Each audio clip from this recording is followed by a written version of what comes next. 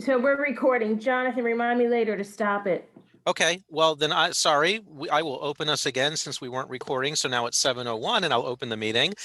This is a special meeting of the association. Therefore, we do not do our normal approval of minutes from the previous meeting. We'll do that at the next regularly scheduled meeting. However, we do need a motion to approve the agenda for tonight's meeting. So moved. All right, there's a motion from Ginny. There's a second from Bill. All in favor? And I need to scroll. I don't have a big enough gallery view here. Is it everyone? It's everyone. Okay. Rashida, can you just say aye if you're Sorry, yes. Okay, I was great. trying to unmute Now it's everyone. Got it. Now it's everyone. Okay, and then what was the count that you got on there? That would be 600. Okay. Okay. So thank you everyone for taking time out of your week to do a special session. This doesn't happen very often, but it seems appropriate that we would end a weird year in a weird way, and the way the budget worked out and some decisions CA had to make, we felt it was important to have this session and not potentially have to save everything for our last meeting of the year, because really after our last meeting of the year there would only be 2 days left to act on any items that need to be handled under this budget. So thank you for attending. We don't have any residents in attendance. So I'm assuming there are no resident remarks, although all of you are residents, so you could technically make remarks. Does anyone want to make resident remarks? All right, well then we will move right on. So really the only open meeting business we have tonight is the old business, and it's all about the budget. Donation distributions, budget update for fiscal 21, and then a fiscal 22 budget discussion. I'm going to do things a little bit out of order because I don't think we should really be talking about the donation distributions without the larger context of where the fiscal 21 budget is. And look at the estimate FY21 column, Jonathan. Okay. Everyone. So, Sandy, Bill, and I have been looking at this closely, and Sandy continues to work with the bookkeeper to finalize things. But the bottom line is that we passed a very conservative budget at the beginning of the year, anticipating basically virtually no revenue outside of our assessment share and a reduced assessment share. We also cut expenditures to a bare minimum, right? We've had bare minimum staff. We've had very little else in the way of expenditures. Even some of the expenditures we normally have, we just haven't had to make because our buildings haven't had the normal wear and tear that requires maintenance. We haven't had setup and takedown for events, those sorts of things. So basically what has happened is we are finishing fiscal year 21 with a considerable surplus of funds. And this is where the CA excess cash reserve cap comes in. So basically under our management contract agreement with CA, we can keep 20% above our operating expenditures in a cash reserve. So you take what we spent over the course of the year, you add 20% to that, that's what we can keep, the rest goes back to CA. So what we're facing is actually a substantially high amount over that 20%. It could be as high as actually $90,000, because that 20% is being applied to a very, very low base. We started with a very, very low expenditure operating budget, and we didn't ramp it up over the course of the year because, a lot of our operations go to labor, and we unfortunately didn't need the labor this year. Most of the people we employ are employed to handle our events, to man the other barn, and there was nothing for them to do because the facilities were closed. And even when the facilities could open, we couldn't open them at a capacity where people were, wanting to hold their weddings and everything, because instead of holding their 200-person wedding, they'd be holding a 50-person wedding, so that people are choosing to wait or do other things. So that's where we stand. One of the things we're still waiting to hear from CA, though, is how they're going to apply the cap. We're operating under the assumption that they are going to apply the 20% cap.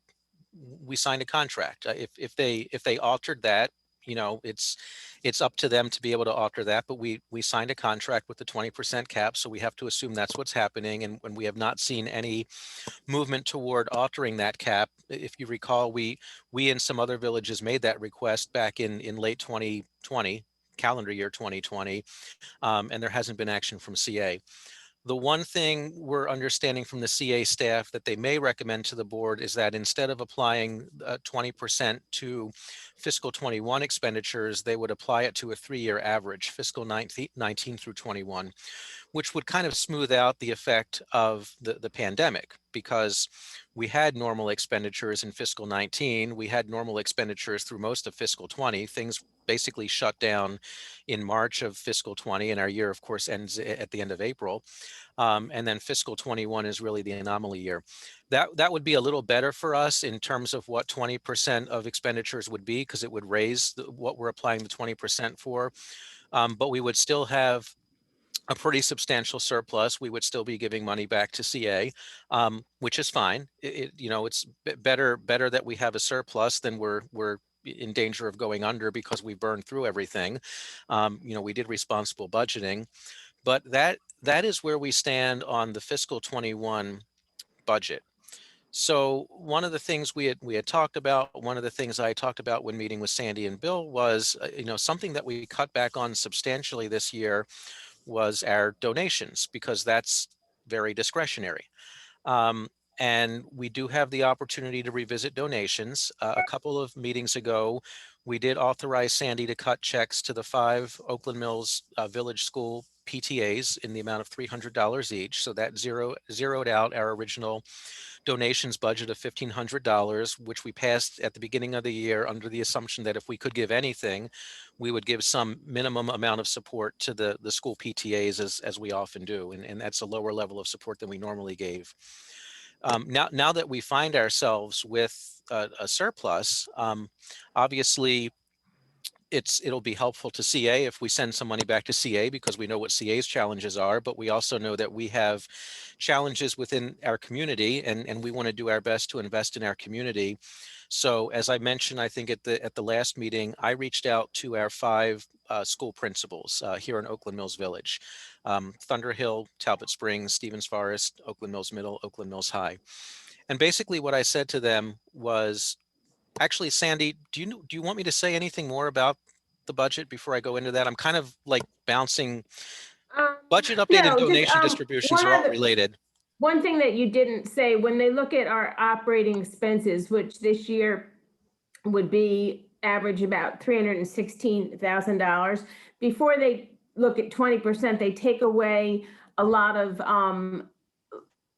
liabilities and prepaid expenses. So like we have a vacation liability line, we have prepaid weddings for the next fiscal year, we have a contingency fund that we're allowed to keep, possibly an excess assessment share that we might be allowed to keep. So that they subtract from the 316 to get the 20%. I just had to say that because that's what happens. Well, do you know why I'm sitting here laughing? I'm not laughing at you. You said, you know, you didn't say this. You know why I didn't say it? I'm not smart enough to know all that. Well, I don't. That's really, why we have you. I can only say it. Don't ask me to do it. I'm not the accountant, so Okay. at least I can say it. No. Okay. Anyway, there's nothing else. When we go through it and get to that bottom line, we've already plugged in some numbers that we think we might incur. That does remind me of something else I wanted to say before we move on to the donations, though. There are 3 sources of revenue we have that could potentially be exempted from the CA 20% cap. And there is information in the packet that's before the CA board for the meeting Thursday. One of those is our distribution from the contingency fund. Now, my understanding is that when CA dissolved the contingency fund, that reimbursement was already exempted. So I think any additional vote to exempt that would just be reinforcing that they're exempt. So for our members who are new, there used to be a contingency fund where the villages would pay their excess cash over 20% into this fund that CA maintained. And then the villages, in case of emergencies, or if there was kind of a Columbia-wide thing where the villages were going to collaborate, they could draw from that. CA, under the current management contract, decided to dissolve that fund, and they took half the fund and they're redistributing that back to the villages in 3 increments. So they, because of the financial situation last year, they didn't do the increment last year. They're going to do the 3rd increment this year. And you know, that, my understanding is, was already and would continue to be exempted because it's basically our money coming back to us. Ginny? Yeah, Jonathan, some of us agree with what you just said, but apparently there was like, well, maybe it was only exempted the 1 year. So let's just, you know, do it. And, Okay. and the staff needs some direction. So that's why that's there. Okay, well, in that case, Ginny, please do it again. Yeah, because if not, it'll be given to us on April 22nd, which they're already planning on, Yeah. and it'll be taken away on May 1st. So I agree. And this is just for this last, yeah, it's the last Right. one. it's just, let's make it clear. That's what that's all about. The second thing before the CA board is to exempt any loans, loan proceeds or grants the villages received from the 20% cap. You know, obviously we have both, right? We successfully applied for and received a $10,000. It was $10,000, right, Sandy, grant? Yeah. And we did the EIDL loan in the amount of $10,000. So, you know, we would want those $20,000 also exempted from the CA cap. And this is just me philosophizing now, but it actually seems to me that it almost has to be that way. Otherwise, you have, you know, authorities, you know, giving loans or you know, giving grants to entities, and then those entities are just another entity's taking that. So I think that could actually cause other problems if you know, that's not somehow held separately. Yes, Ginny. Sorry about this. Yeah, and there's a chart in our packet here that shows some villages, I guess, didn't even bother applying. Luckily, Oakland Mill, or fortunately, Oakland Mills was on top of it and did apply, got a 10,000 loan and a 10,000 grant. So I think it's almost half the villages. The total is 100,000 for grants across for those villages that did apply, and 180,696 on loans, like Harper's Choice got 75,000. Yeah, I mean, you could ask for whatever you wanted. We didn't want to get a lot. Yeah. Yeah, we were conservative with the loans. Right, and well, that's smart. Kingston Province, 75,000 in loans, so they got a lot to pay back. But that was the total. The total is 280,000, and that's like you went through the trouble of getting it. You shouldn't have. That shouldn't be part of reimbursing CA. So that's what that's about. Okay, and then but again, it requires a vote to see if everybody will agree with that. Right. Well, they should also be reminded, maybe, hopefully at the meeting, that the loans were taken out in the name of the village and not in the name of CA. Right. And the other thing is, Sandy, I believe this is correct, that in the case, you're responsible for paying them back. Yes.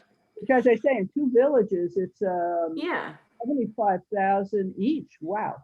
Yeah. Well, and I would say the same about the grants, right? We applied for the grants, and normally a grant is given to a receiving organization for its discretionary use, not, you know, not so that it can be, I don't want to say forcibly, but I'm not sure of a better word, but basically taken, right? It should be our discretion how we use the proceeds of a grant. So with that said, those are the first 2 items. The third item is when we get our 4th quarter assessment share from CA, CA has determined that actually their year went a little bit better too.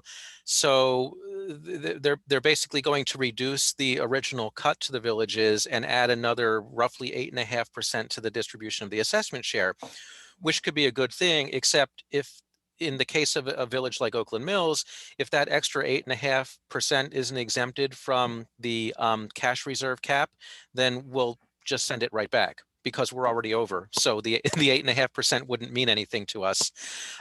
So, you know, that's the third item. And it's entirely up to the CA board what happens with that. Even if, you know, for some reason, none of these things got exempted, we would still be over. You know, we would actually still be in good, we would be closing out fiscal 21 with a surplus beyond what we could keep. We would still be giving a substantial sum of money back over to CA. Yes, Ginny? Just for, I mean, Jonathan and I talked about this quite a bit, so, but for the other board members, the total for that line, the 8.5, what happened was CA did a conservative estimate of what they thought would be the assessments. Money coming in, it turned out to be more, so it just seems fair, or we're asking for a vote on whether it's fair to say, well, then the villages should also get it. That's without all the complications you just said, Jonathan, but that's the basis. And for us, it would be $31,000, Yeah, 30,000. which is a big amount for our reserve. Right, but the average, yeah, it's about, the total is $291,209 for all of the villages. The largest is 44, but then again, that's based on the formula, and of course that's Long Reach, and that has 4 neighborhoods. So, but the rest are more in the 25,000, 26,000, 27, 24, a couple of 30, 31, but a total of 291. So that if you just get an understanding of what this is about, okay. And that also requires a vote. But that's the philosophy or the basis for it. So the bottom line is, for Oakland Mills Village, we're ending the year in a much better position than we thought we would when we passed the original budget. And we're not only ending the year in a better position, but even if CA exempted all this stuff, we're ending the year in a position where we can actually help CA's bottom line as well. Even if all this stuff gets exempted, we'll be writing a check back to CA, which I said is fine. That's what we signed in the management contract. As we look at fiscal 22, which we'll get into in a little while, you know, that once again doesn't look rosy, which is why keeping as much cash reserve as possible is a good thing, because of course, you know, we've talked about how in fiscal 22 we'll likely have to spend money to make money, right? We need to get the staff back before we can start having events that make money. So, you know, we're going to have to, you know, find the right balance there, and having some cash reserve to fall back on is a good thing to have in those situations. That's why we have a cash reserve. But as we finish out fiscal 21, you know, we were thinking, Bill, Sandy, and I were meeting and looking at this and going over what the bookkeeper was showing us. And, you know, we were thinking that while it's fine if we're giving some money back to CA because we're all in this together, you know, we really did cut back on what we were spending on our own village because of the uncertainty. And we thought, you know, there won't be a lot of time to, you know, do a lot of solicitation for donations or hold any programs or events. You know, we're still in the middle of the pandemic. So what could we potentially do to help our village and help as many people in our village as possible? And the thing we landed on was the schools. We have 5 public schools in the village of Oakland Mills.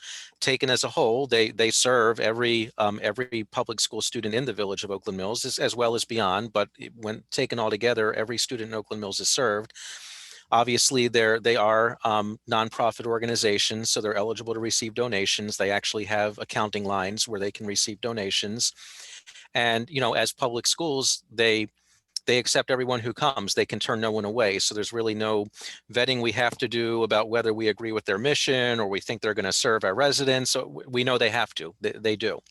So I went out with a series of emails to our 5 local principals and basically said to them, you know, Oakland, the OMCA's financial situation looks quite a bit better at the end of the year than it did at the beginning. You know, we haven't done a lot. I can't promise that we can do a lot or even anything. However, please share with me what your needs are and don't be shy.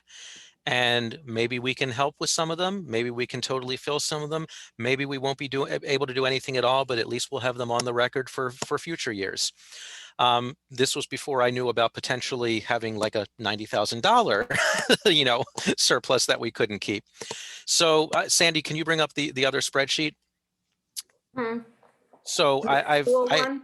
I compiled them in a spreadsheet that I sent to all of you earlier today. And Rebecca, thank you for following up with Thunderhill. It was a little hard to get Oh, a wait, that response from was Thunderhill, but yesterday's. Hold on. let Rebecca me was get- able to get it. If not, I can share it. I have it here. No, I have it in a different folder. So while Sandy's talking, of course, the other thing we know about our schools in Oakland Mills is that they don't, they don't tend to have the success in fundraising that other Howard County schools have. And of course, they also, for reasons that upset us, don't necessarily get the kind of capital investment that other facilities in Howard County have. And that's especially true of the high school and middle school, where 2 buildings out of 70 some account for 20% of all the deferred capital expenditures across the system, which I got to tell the county council about last night. All right, thank you. Can you expand that a little bit? Hold on, let me. Maybe I'm just change. old. I'm having trouble Um, seeing. I know what it says and I'm having trouble seeing it. Can I? Just, yeah, there you, okay, perfect. All right. So basically here's what they came back with. So, kind of bottom line up front, if we were to fully support everything the schools are asking us for right now, it would be $14,000. To break it out, Oakland Mills High School, and we're familiar with this, they're really trying to build their outdoor classroom. We gave them $2,000 a couple of years ago toward that environmental program that never happened because COVID happened and then the faculty member left. So we agreed to let them transfer that toward the outdoor classroom. The total bill for their outdoor classroom would be $8,000. So with the $2,000 we already gave them, they would need another $6,000. Oakland Mills Middle, for those of you who haven't been through Oakland Mills Middle School, they still have TVs that they were probably using when I was in middle school in the mid 80s. Literally all of their classrooms have old, cathode ray tube TVs that are flickering and have lines through them and don't work. And the school system will not provide them new flat screens because you only get new equipment if you get a full renovation. And we know that Oakland Mills Middle is not getting a full renovation. So I was actually talking to the principal about this, and the school he came from served a much more economically advantaged population, and they just wrote a check, and he said, yeah, the school I came from was no big deal. If a TV broke, I just went out and bought another one. He said, I got here and I couldn't believe it. No one will help me.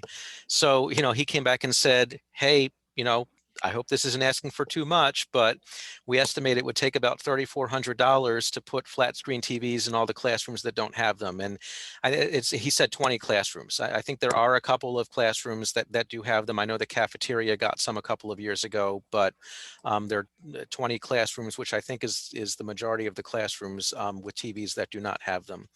And they use TVs pretty frequently. Well, when all the kids are in the building, they use TVs pretty frequently in the middle school because their morning announcements are on video. They actually have a whole TV production crew. They train students in TV production and transmit things throughout the school. And then obviously the teachers also use them for teaching aids.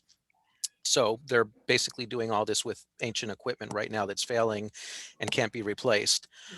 Stevens Forest, the principal at Stevens Forest would like 2 8-foot long outdoor picnic tables for outdoor events and gatherings. And they would also like 2 document cameras. And for those of you who were like me and had no idea what a document camera was, think of a 21st century overhead projector. It's basically a camera that hovers over something that they're displaying, like a book or a slide or a piece of paper, and they can do live stuff and write on it. And it links up with the projector in the room to project to all the kids in the classroom. And now that we're doing this hybrid thing, the other nice thing about it is wireless, so it communicates with the teacher's laptop, and it also sends that out to all the students at home. So they're looking for 2 of those document cameras. So the total for the picnic tables and the document cameras was about $1,496. They're also looking for a special Stevens Forest Bobby Bobcat welcome mat to put at the front door, but they weren't able to come up with a cost estimate on that as of the time of this meeting. Talbot Springs Elementary School, they're not looking to put anything into the building because the building's going to get knocked down soon. So they want to do a summer reading program, give books to every pre-K through 4th grade student. So basically all the students who are rising into Talbot Springs for next year. That's why the 5th grade is not there, because they'll be considered Oakland Mills Middle School students effective June something or other. So they estimate that would cost $1,400 to provide that to their students. And Thunderhill, very similar, just slightly different in their cost estimate. They price theirs out at about $1,500 to provide all of their students with books for a summer reading program.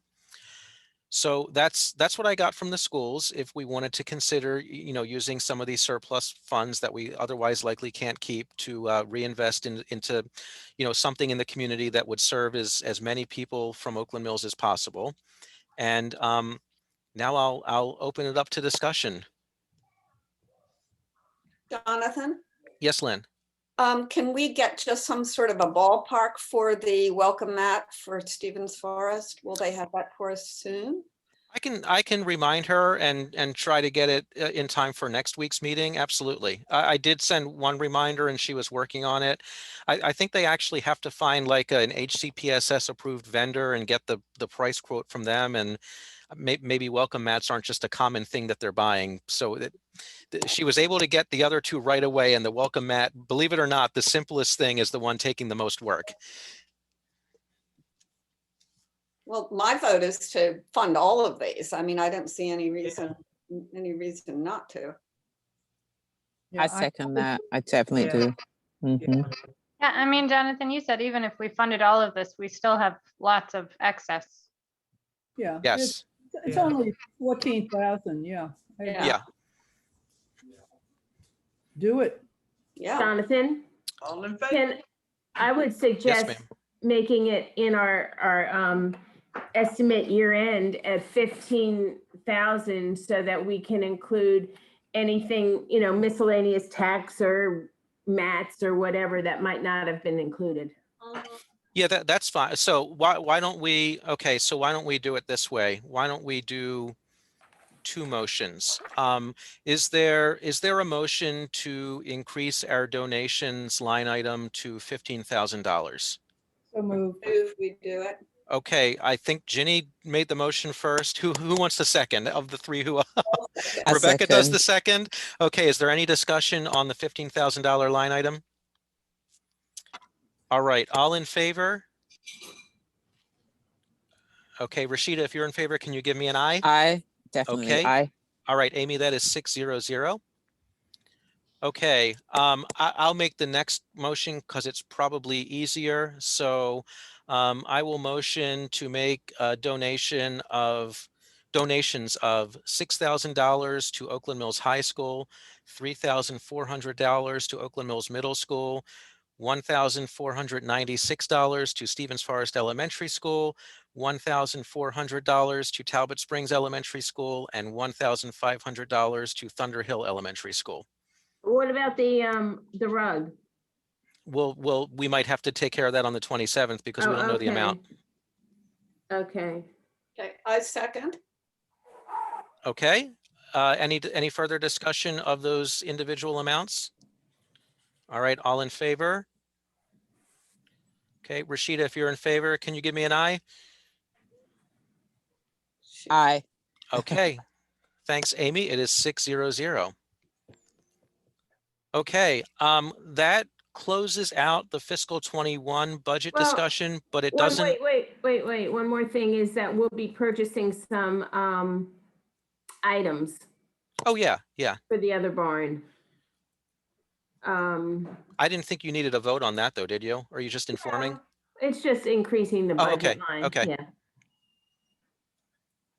Go for Okay. it, Sandy. Oh, into going for, telling you what we're getting? Oh, yeah, if you wanted to summarize what we're getting, yeah. Okay, so our budget for furniture and fixtures for last year was like, I think $250, just because we had no idea that we would be in a position to purchase anything. And so let me just share this. No, never mind. I'll talk first and then I'll share screen. You don't see a screen, okay.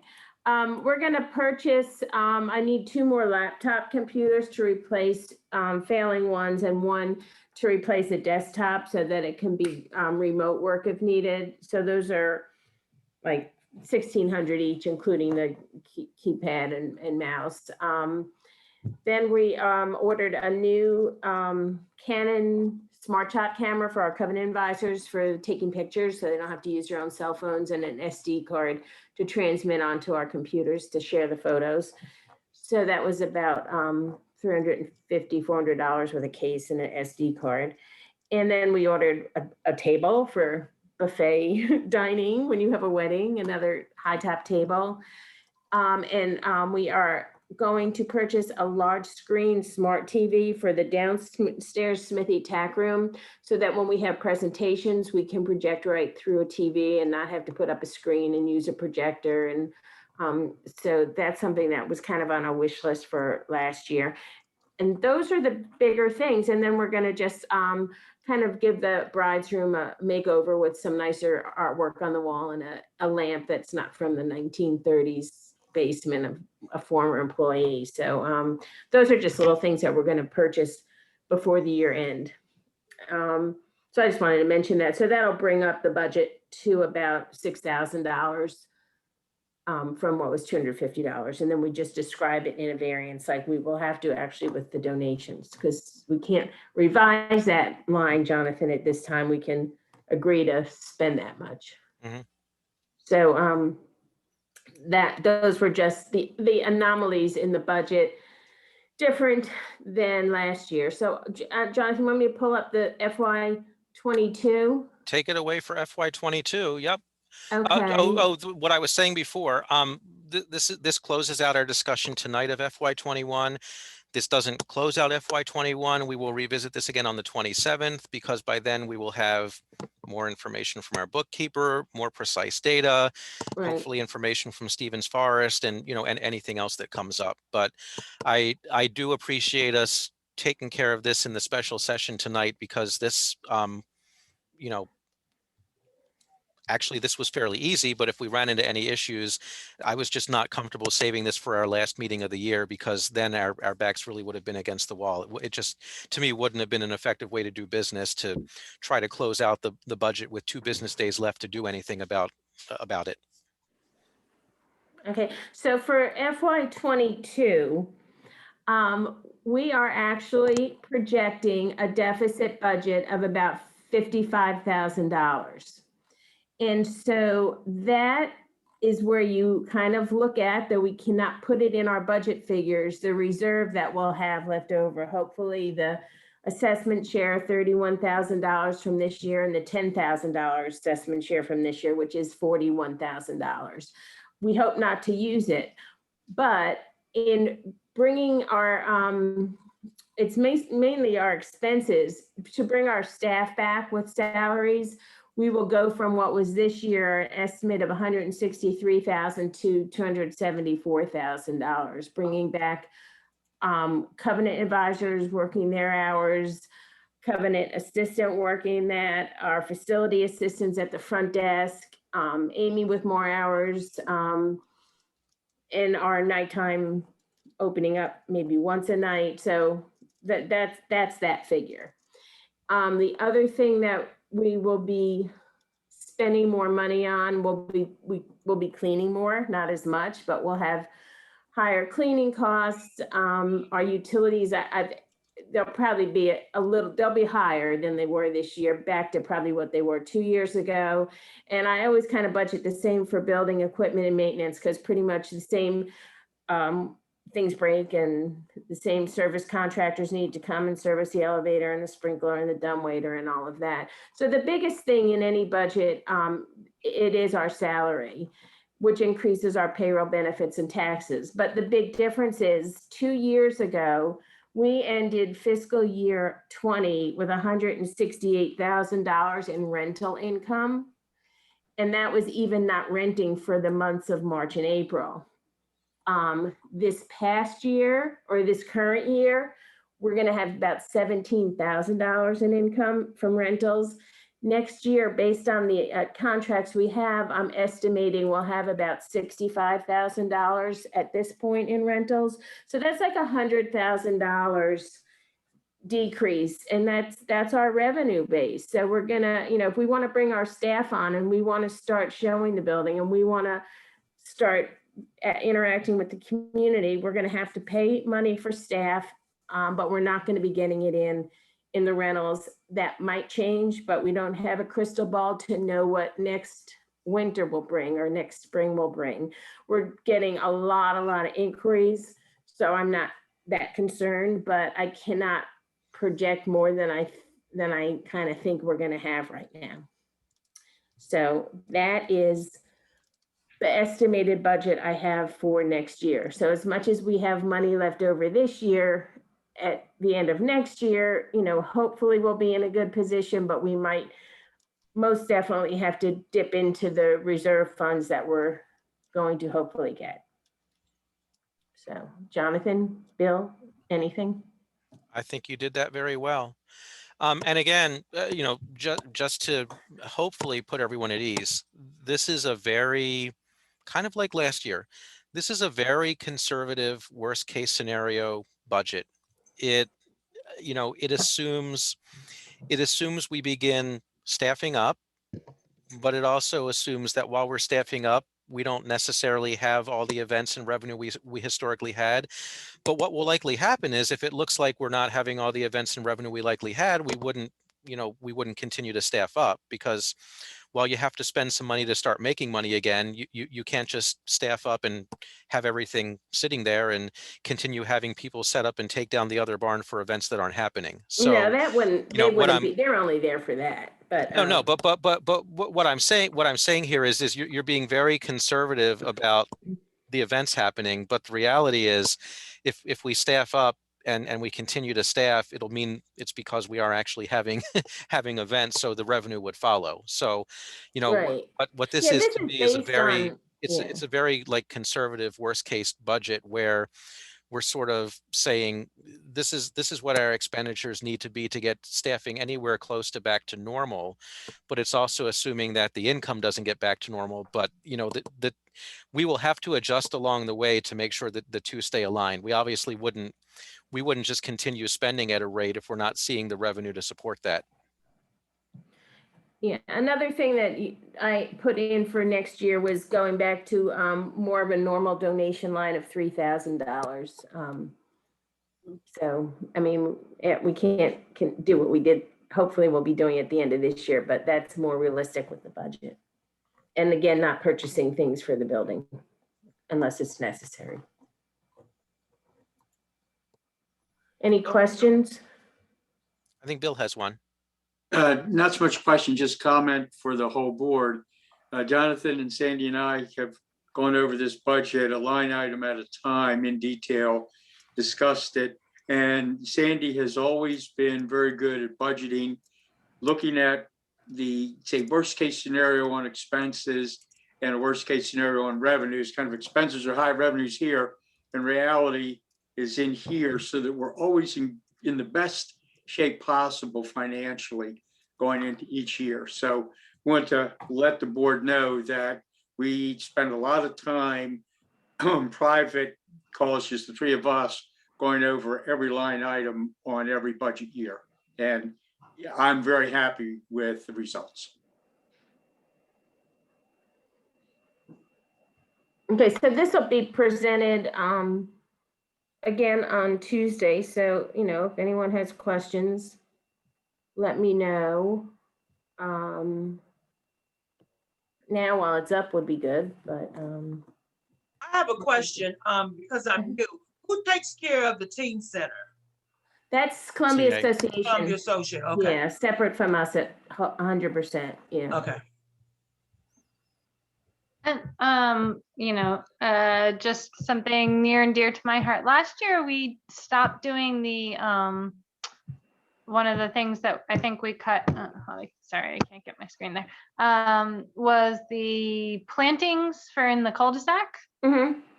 But that restarts after this budget cycle, right? Yeah, There's so like no when we way to- meet, I mean, um, I was just thinking if we could start it early now in this budget it's a cycle. little bit, I just think it would be very nice, but I think it's a little late to get the word out and start getting people, reimbursing people between now and next Friday. Oh, next Friday. Got it. Yeah, Would- but it will would we have definitely to be say- something that I hope that is proposed because we're having our plant sale and that's good money to use it. Jonathan, I'm sorry. I was saying, well, actually, what I was going to ask was if we pass that as a fiscal 21 funded program, would we have to make all the reimbursements before the Yeah, fiscal year yeah, closed? So we yeah. couldn't like put funds in a pot and then, No, you okay. don't get to keep what's in a pot, yeah. Okay. And yeah. So, and it would have to be, people doing something, giving me their, receipts and having it, given back to them before May 1st. And I think what'll happen is there'll be a certain number who will jump on it right away because they get my emails, but it won't go out to a lot of people who aren't seeing things over and over again, and they'll miss out. So I just feel bad about that part of it at this point of the year. Well, not miss out because then the next program would start. Yeah, they'll start again. Yeah. Just trying to think of some ways to use up some of the money now. Right. I mean, it's all up to you. I just, it's a quick turnaround. Mhm. No, I think that's, even if we told people tomorrow, you can go buy plants, they'd have to go this weekend and get you their receipt immediately. Yeah. It would be tough. Yeah, I would, see, I'm in the federal government where you have a kickoff meeting with the contractor on September 30th because the fiscal year ends that day and then you're good to go. But I guess we can't do it that way here. No, it's not, that would not be a payable. Like if we had a donation line and we had $5,000 and only spent 2,500, we couldn't save that 2,500 in the next year. It's, gone. Ginny? Ginny, you're muted. Rebecca, I think a year or two ago, I forget how long ago, you had suggested that actually the board give some consideration to what type of plants they would pay for. Mm-hmm. Invasive, no, and I know that got complicated, but I don't. Figure we'll get to that when we talk about the program for next year anyway. So here's a what if, which I don't know. This might be too complicated in a week, but it popped into my head that it could kill two birds with one stone. What if we bought the plants, bought a certain number of plants, and then just offered them to people to pick up for free for their cul-de-sac?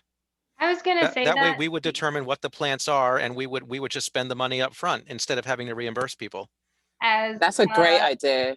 as John. somebody who great. frequents the plant Someone stores has to do it next all too week. often and my yard is full, I love that idea. I just So don't know if I- we could get enough plants I in love time. it too, if we have a volunteer to do it, because I don't have a minute between now and next Thursday to do that. I can write a check to anyone who buys it for that purpose, but I need someone to go and shop it and get it and do it. Okay, I so can, Sandy, we can talk. I can figure something out. Let's talk about that. And then we'll have So to talk put me about it down. as far as the allotment of money and all that, Jonathan. Okay. And Lynn has a hand raised. Yeah, I think that's a fine idea, but I wouldn't want that to be the totality of what that program is, because I know, for example, for my cul-de-sac, we have a spring and a fall cul-de-sac day where we maintain the cul-de-sac, we do plantings, but we also do other things. So, for example, we didn't get any money this year, but we put that fabric around the trees that were planted last year to keep them, protect them from the cicadas. we put mulch in. I mean, there's fertilizer, there's other things that go into maintaining the cul-de-sac plantings. So I wouldn't want to have the cul-de-sac budget be the grant to cul-de-sacs to be only for getting plants, that it should be for other things as well. Yeah, and I was just suggesting a quick and simple way to do it while we know we yeah, have funds, because we just don't know about funds next year. Sure, I agree, but I just want to bookmark that for Yeah. when we start talking about a plan for next year. Yeah. I have a thought.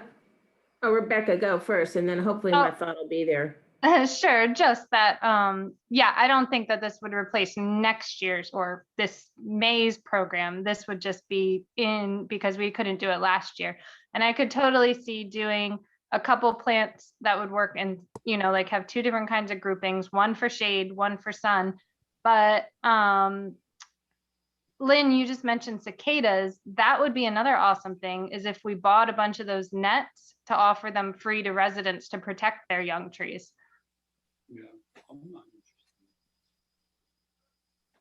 I was also thinking Not your of, fault, Sandy. I was thinking of gift cards, like 2 places for people to purchase them rather than having to purchase everything at once. But then they're not necessarily getting what we might want to be giving, so. Unless, I mean, you can, if you do a gift card to Home Depot, while convenient and accessible to everybody, it is, you know, they could not get what we want. But contrary, you could do it to like Lauren's, which they would get, you know, better things that we want, but it's, you know, a drive that you Yeah. have to have Yes. car accessibility.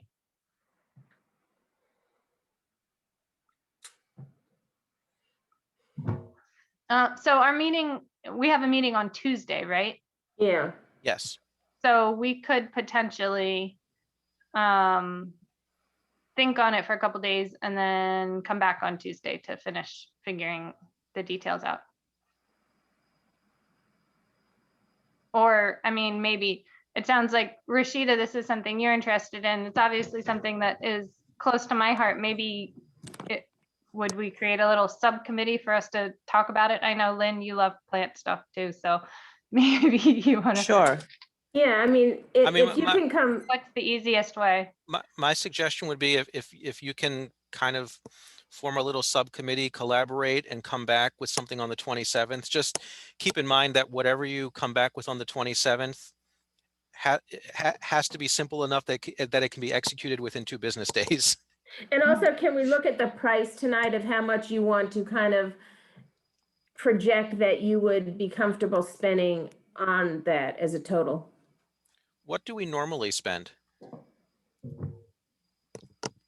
Oh, probably about, let me get my calculator, probably about 75 times, sometimes 20, probably about 1,500. Did you hear me? Yes. I Okay. just wanted to see if anyone else would react to that. I mean, I'm fine with that. I think if we end up doing a plant giveaway, that's going to be, a lot of people will grab a plant who aren't necessarily even planting them in the cul-de-sac, that Right. they, you know, we're gonna, free plants. I also wouldn't want it to negatively affect the plant sale, No. which is in a month. Yeah, I think it should be relatively limited. I mean, kind of like a special thing, you know? I frankly think that we're rushing this. I think we should do it next year and really think it through. I love this. I love the idea of having a set kit of, I want to beautify my cul-de-sac or, you know, my corner or whatever, and having a set kit to give out. But yeah, I kind of feel the same, Lynn. But if you're looking at next year, Rebecca, we had a presentation from Bee City to the managers. And we asked them if they could come up with ideas for a cul-de-sac So if you talk to them between now and, when we talk about this in May, if they give people plans, it's easier for a lot of streets to come together with a plan that's given to them than just say, go do something, because that's the biggest stumbling block to doing anything. So if we say, we have a plan and this is it, and this is where you can get the pollinator bushes or whatever, I think it'll be a lot easier for streets to come together and want to do that. Well, Yeah. okay, so you said gift cards. Howard EcoWorks, who's coming to the plant sale, right?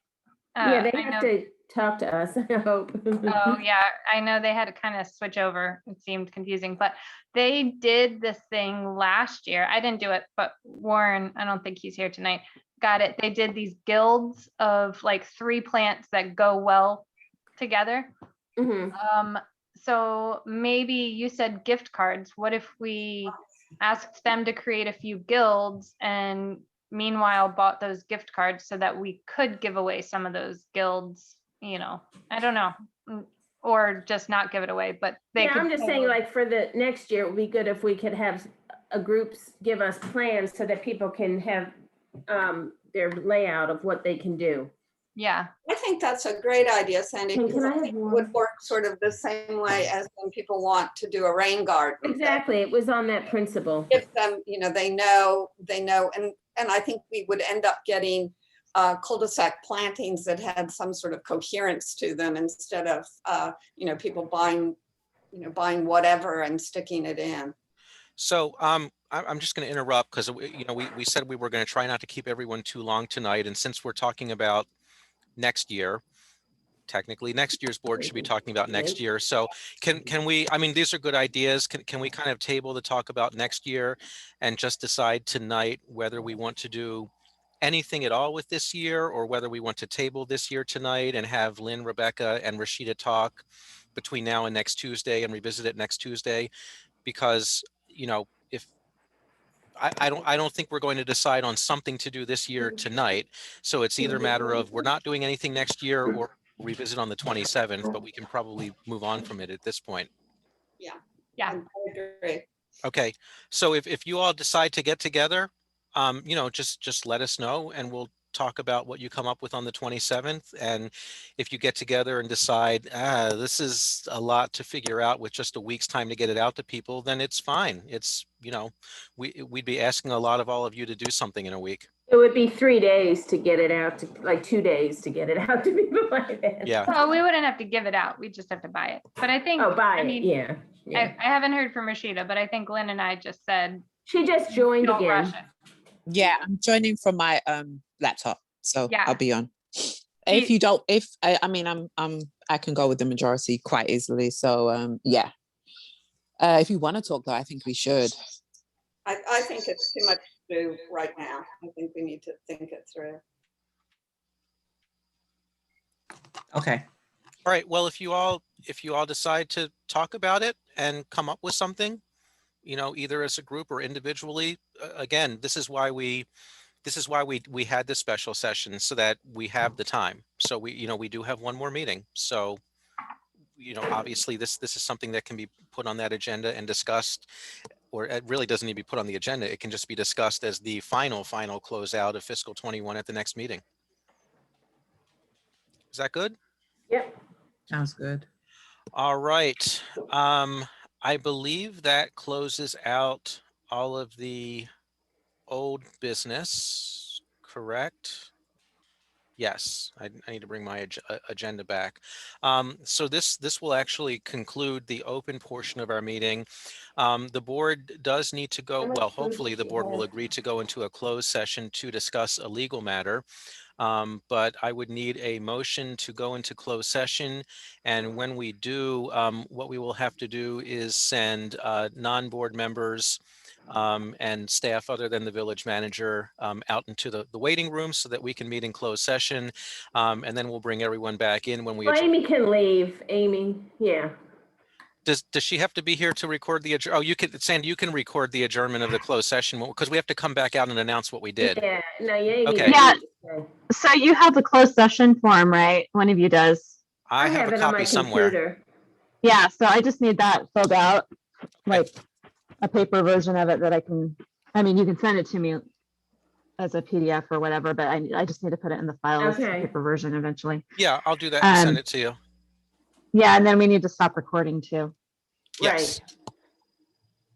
Sorry, I'm just looking for my pen here because there's information I'll have to record when we go into the closed session. All right.